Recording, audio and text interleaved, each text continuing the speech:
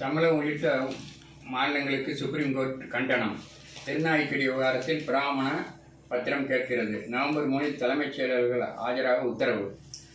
பெங்களூர் தனியார் நிதி நிறுவனத்தின் ₹49 கோடியை அபகரித்த கேக்கர்கள் சஞ்சய் படேல், இஸ்மாயில் ரஜித். கேரளாவுக்கு ₹3530 கோடி உலக வங்கி ஒப்புதல். தலைமை நீதிபதி மீது காலணி வீசியவர் மீது அவமதிப்பு நடவடிக்கை தேவையில்லை, கோர்ட் தீர்மானம். இரட்டை தற்கொலை வழக்கில் மூத்த IAS அதிகாரி கைது. மகாராஷ்டிராவில் யாரையும் நம்பி பாஜக இல்லை, மத்திய உள்துறை அமைச்சர் அமித்ஷா பேச்சு.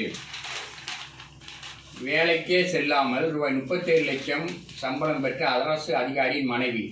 அரசு ஒப்பந்தங்களுக்கு நூதன முறையில் லஞ்சம். டிஜிட்டல் கைது வழக்குகளை CBI விசாரிக்கலாம், உச்சநீதிமன்றம் யோசனை. சுப்ரீம் கோர்ட் தலைமை நீதிபதி பதவிக்கு சூரியகாந்தை பரிந்துரைத்தார் PR ஹவாய். சகோதரிகளின் ஆபாச போலி படங்கள் மூலம் மிரட்டல், இளைஞர் தற்கொலை. ஆசிய கிரிக்கெட் வீராங்கனையருக்கு தொல்லை, கைதானவர் மீது பாய்கிறது தேசிய பாதுகாப்பு. செலவில்லாத தீர்மானமாக போடுங்கள், உள்ளாட்சி வார்டு சபையில் லகலா. விநாயகர் கோவிலில் தொழுகை, போதை வாலிபர் அட்ராசிட்டி. சிறுமி உயிரை காப்பாற்றிய பள்ளி மாணவனுக்கு பாராட்டு. 2 ஆம்னி பஸ்கள் விபத்து, டிரைவர் பலி, 41 பேர் காயம். ஏழைகளின் ஆக்கிரமிப்புகளை அகற்றும் பணக்காரர்கள் பக்கம் செல்வதே இல்லை. வக்கீல் யானை ராஜேந்திரன் குற்றம். ரவுடிகளை பிடிக்க சென்ற போலீஸ்காரருக்கு தர்ம அடி.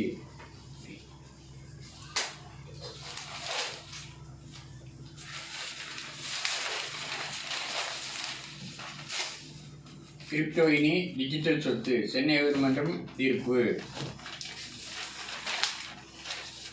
எங்கள் நிலைப்பாட்டில் எந்தவித மாற்றமும் இல்லை, நிர்மல்குமார்.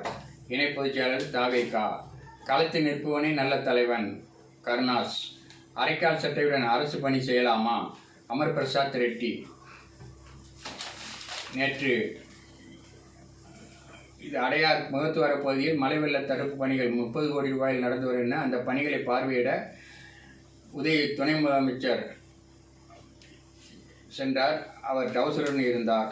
அதை பற்றி கேள்வி கேட்கிறார் அமர் பிரசாத் ரெட்டி. பார்சலிலிருந்து பின்வாங்குகிறாரா விஜய்? பாய்ச்சலிலிருந்து பின்வாங்குகிறாரா விஜய்? கட்சியை மீண்டும் மக்கள் இயக்கமாக மாற்றலாமா என கருத்து. ஆதவ அர்ச்சனா மீதான வழக்கு நவம்பர் 5 விசாரணை.